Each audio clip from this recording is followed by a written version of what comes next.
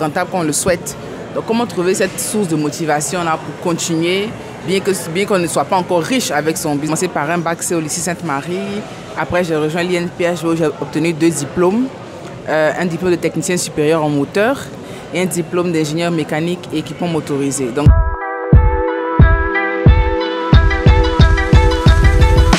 bon les amis, nous revoilà avec notre invité du jour. Pourrais-tu te présenter pour ceux qui ne te connaissent pas encore? D'accord.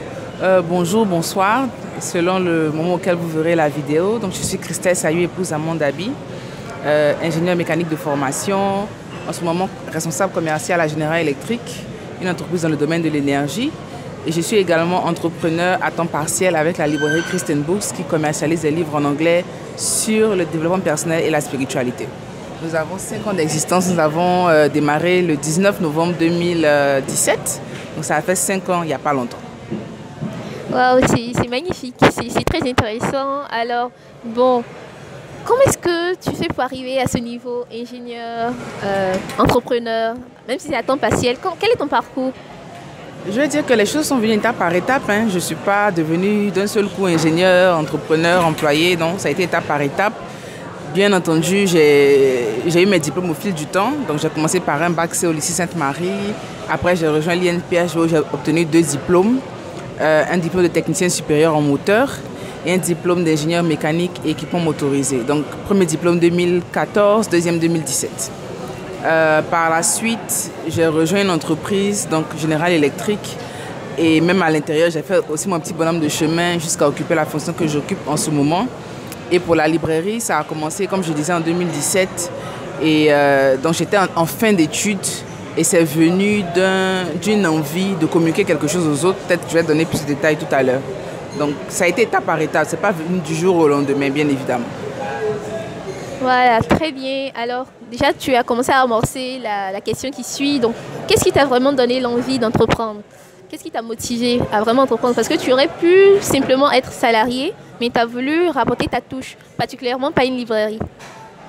Alors, déjà, je ne suis pas du groupe de ceux qui opposent l'entrepreneuriat au salariat conventionnel.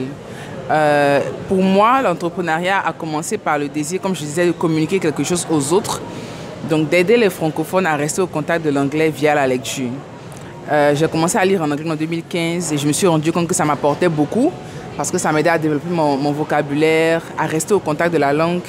Surtout qu'on est dans un pays francophone. Donc je me suis dit, ok, vu que ça me fait du bien, pourquoi ne pas permettre à d'autres de bénéficier de cela également? Donc c'est comme ça que j'ai commencé. Et il y a eu pas mal de choses qui se sont déroulées au fil du temps. C'est une aventure, être entrepreneur, c'est une aventure. Donc il y a eu des moments qui étaient des hauts et des bas, comme on le dit. Mais c'est vraiment une expérience enrichissante. Donc c'est vraiment parce que je voulais apporter quelque chose aux autres, répondre à un besoin que j'ai identifié autour de moi. Très bien. Maintenant, pourquoi particulièrement les livres et l'anglais? Parce que bon, on sait déjà, dans notre monde, les gens n'aiment pas vraiment lire. Et l'anglais, bon, les gens se limitent à juste ce qu'ils ont eu à apprendre à l'école. Alors, je reviens sur ce que tu disais. Les gens n'aiment pas lire. Je pense que ça dépend des cercles dans lesquels on se retrouve. Parce que bizarrement, autour de moi, je vois que les gens lisent beaucoup. C'est vrai principalement en français, parce que c'est ce qui est à leur portée. Mais il y a quand même des gens qui lisent. Et peut-être que tous ceux-là sont concentrés dans mon environnement, je ne sais pas. Mais les gens lisent quand même. Pourquoi la librairie? Pourquoi l'anglais? Donc, comme je disais, c'est parce que je voulais communiquer quelque chose aux autres. Donc, c'est quelque chose en lequel moi-même je me retrouvais d'abord. Les livres, parce que j'aimais lire depuis toute petite. Mes parents m'ont vraiment poussé à beaucoup lire. Et l'anglais, parce que je voulais répondre à ce besoin-là de rester en contact avec la langue. Mais bien sûr, ce n'est pas des cours d'anglais, ce n'est pas des formations, mais je vais dire que c'est un complément à ce que d'autres personnes font déjà. Okay? Donc, c'est des choses qui me touchaient d'abord. Donc, je n'ai pas cherché à faire quelque chose qui était hors de ma portée ou juste parce que ça marchait. Au contraire, ça avait l'impression de ne pas marcher ou d'être opposé à notre environnement. Mais j'ai décidé de commencer comme ça et puis bon, on a tenu jusqu'aujourd'hui.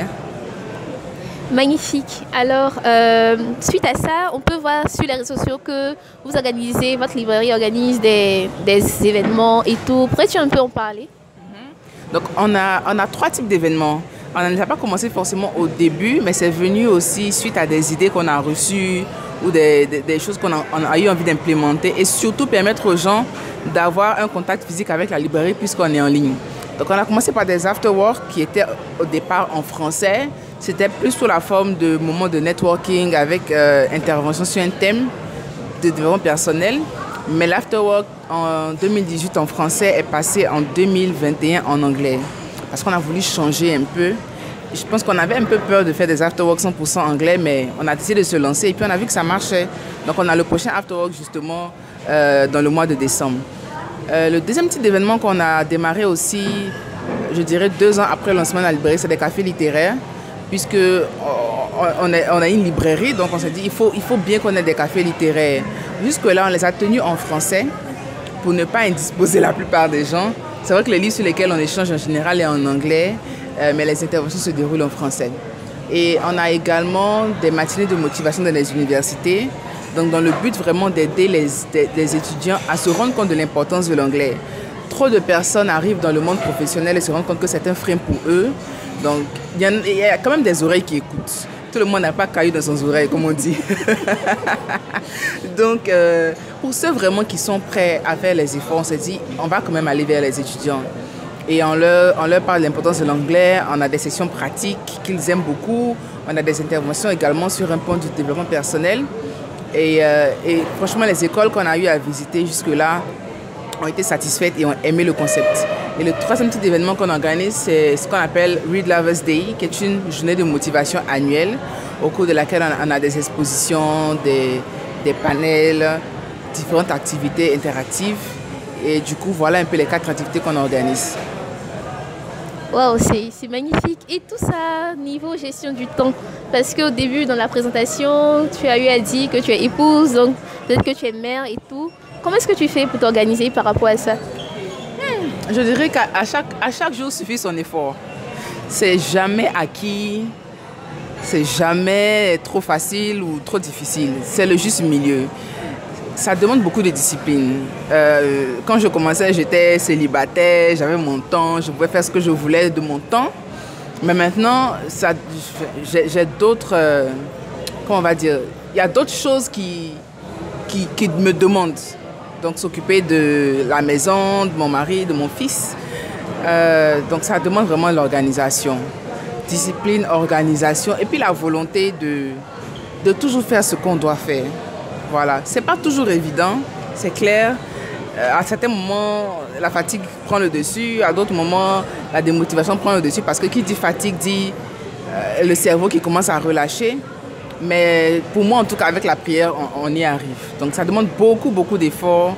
Et en tant qu'entrepreneur salarié, bien sûr, pour beaucoup, au début, le business n'est pas forcément aussi rentable qu'on le souhaite. Donc, comment trouver cette source de motivation-là pour continuer, bien qu'on ne soit pas encore riche avec son business sur le côté, c'est ça le gros challenge parfois. Donc, parfois, c'est mi-figue, mi-raisin, mais c'est quand même une aventure, donc on ne se lasse pas. Très bien. Alors, on retient aussi de là qu'il faut beaucoup d'organisation, bonne discipline. Donc, par rapport à ça, on remarque aussi que sur les réseaux, il t'arrive de parler de Dieu. Parce que on remarque que, bon, sur les réseaux, personne ne fait vraiment ça. Les gens ont un peu peur quand ils sont chrétiens, on cache le Seigneur. Mais comment est-ce que toi, tu arrives à mettre Dieu en avant de tout ce que tu fais Alors, tout part de sa rencontre avec Dieu. C'est clair que quelqu'un elle me dit que celui qui a découvert un trésor, il vend tout ce qu'il possède pour acheter ce trésor-là, ou il le présente à ceux qui ne le connaissent pas. Donc ça dépend de la relation de chacun avec Dieu. Il y en a pour qui Dieu c'est le dimanche seulement. Pour d'autres, Dieu c'est tous les jours. Moi, avec les activités que je mène sur les réseaux, ce que je me suis donné comme principe, c'est que ma première publication de la journée ne parle que de Dieu. C'est peut-être pour ça que vous verrez que je parle souvent de Dieu, parce que c'est devenu un principe pour moi. Même si je n'ai pas eu le temps de faire ce que je voulais, mais la première publication de la journée parle de Dieu. Et je partage mes expériences personnelles, les versets qui m'ont touchée, tout ce qui me passe par la tête, des histoires. Et puis voilà, j'attends pas forcément d'avoir des likes ou pas. Je veux juste communiquer. Et bien souvent, il y a beaucoup qui voient, qui ne likent pas, mais ça les touche au fond. Donc pour moi, ça parle de ma relation avec Dieu, qui n'est pas quelque chose de superficiel, mais qui va dans la profondeur. Et que dès que ça atteint la profondeur, on a envie de partager avec les autres et ça vient naturellement. Wow, il y a beaucoup de choses vraiment que j'aimerais savoir, mais il ne faudrait pas que la vidéo soit trop longue. J'aimerais te demander quels conseils tu pourrais donner à ceux qui aimeraient entreprendre, se lancer dans l'entrepreneuriat. Quels conseils tu pourrais leur donner? Alors, les conseils pourraient être multiples. De toute façon, on ne pourra jamais finir de parler d'entrepreneuriat. Mais la première chose, ce serait vraiment de prendre conscience de ce que vous vous apprêtez à faire, savoir où mettre les pieds. Moi, quand je regarde en arrière, après 5 ans, je me dis, on en a eu du chemin. Mais c'est maintenant que je vois que quelqu'un comme Robert Kiyosaki qui dit que 90% des entreprises ferment après les 5 premières années, il me semble, a raison. Parce qu'il faut constamment se réinventer, constamment se trouver une source de motivation. Même pour ceux qui trouvent leur subsistance de leur business, c'est pas toujours évident. C'est pas toujours évident parce que la vie elle même a des cycles. Donc sachez où vous mettez les pieds, prenez conseil autour de vous. Il y a beaucoup d'entrepreneurs qui commencent par effet de mode. Prenez conseil autour de vous parce qu'au-delà des bling bling qu'on voit sur les réseaux sociaux, il y a beaucoup de travail derrière, il y a beaucoup de sacrifices derrière, il y a beaucoup de self-motivation derrière. Deuxième chose, formez-vous, apprenez. Au début, peut-être vous serez seul à tout faire, mais au fil du temps, vous allez devoir déléguer des choses. Mais si vous ne savez pas bien le faire vous-même, vous savez comment montrer aux autres comment le faire, ça ne va pas réussir. Donc, sachez bien comment faire vos choses. Formez-vous, informez-vous autour de vous.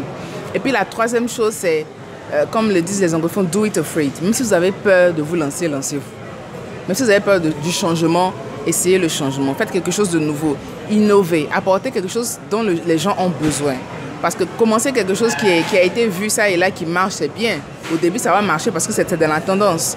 Mais après, ceux qui ne répondent pas vraiment à un besoin ne pourront pas subsister. Donc, Donc, voilà. Sachez où vous mettez les pieds, formez-vous, informez-vous et puis faites ce que vous avez à faire malgré la peur, malgré tout ce qu'on peut avoir comme excuse personnelle. Plus rien à rajouter, c'est magnifique. J'aimerais juste aller un peu dans le sens de... On sait que tu as été alumni Yali, donc pourrais-tu un peu partager ton expérience? Alors, déjà, il faut savoir que le Yali existe sous 2 formes. Donc, il y a les Yali régionaux en Afrique et il y a le Yali qu'on appelle Mandela Washington Fellowship qui, lui, se déroule aux États-Unis. Alors, le Yali, autant où, en tout cas, on n'avait pas la crise sanitaire, c'était un programme de 6 semaines aux États-Unis pour 3 types de personnes. Donc, ceux qui sont dans l'entrepreneuriat ou dans les ONG ou dans les entreprises privées. Mais le point commun pour ces 3 personnes, c'est le projet que ces personnes portent. Idéalement, des projets déjà en place et qui ont un fort potentiel. Donc, ce sont des formations selon le domaine de chacun, ou je vais dire la catégorie de chacun, qui viennent apporter un plus à l'individu, qui viennent permettre aussi des échanges entre cultures, se créer un nouveau réseau avec les personnes, bien sûr, qu'on a dans la même université que nous. Donc, tous les participants, en montant, il y en avait 700 en 2019. Donc, tous les participants sont répartis dans différentes universités aux États-Unis pendant les 5 premières semaines. Et la dernière semaine se fait tout ensemble à Washington, D.C. Personnellement, ça m'a beaucoup apporté. Déjà en termes de réseau, parce que je connais maintenant beaucoup plus de personnes, pas seulement en Côte d'Ivoire. En termes de formation, j'ai appris beaucoup. Et puis en termes d'estime de moi-même, je vais dire que ça a agrandi mon estime personnelle. Parce qu'être retenu pour un programme comme ça permet de se dire qu'on a de la valeur, que le projet qu'on porte est intéressant et ça donne la motivation pour continuer. Donc je recommande à tous ceux qui sont intéressés par le Yali de postuler. C'est vrai qu'il faut bien comprendre l'anglais pour ceux qui veulent faire le Yali aux États-Unis et être sûr de son projet. Mais une fois qu'on est pris, c'est une expérience vraiment qui en vaut le coup. Merci vraiment pour tous ces beaux partages. J'espère que vous en prenez note et on va finir. Pourrais-tu donner un mot de fin pour conclure? Mon dernier mot de fin, c'est vivez heureux. Faites ce qui vous passionne. N'attendez pas que quelqu'un vous dise oui, tu peux le faire. Ce que vous avez envie de le faire, faites-le. Bien sûr, avec un minimum de sécurité et après avoir analysé un peu le terrain pour ne pas faire non plus trop de bêtises. Mais en tout cas, vivez heureux. Faites ce qui vous passionne vraiment. N'attendez pas que les autres valident ce que vous voulez faire à vous. Merci. donc c'est l'interview du mois de novembre. J'espère que ça vous a vraiment aidé à ouvrir votre esprit un peu sur tous les aspects qu'on a eu à aborder. N'hésitez pas à liker, partager, vous abonner. On se donne rendez-vous pour une prochaine vidéo. Bye bye.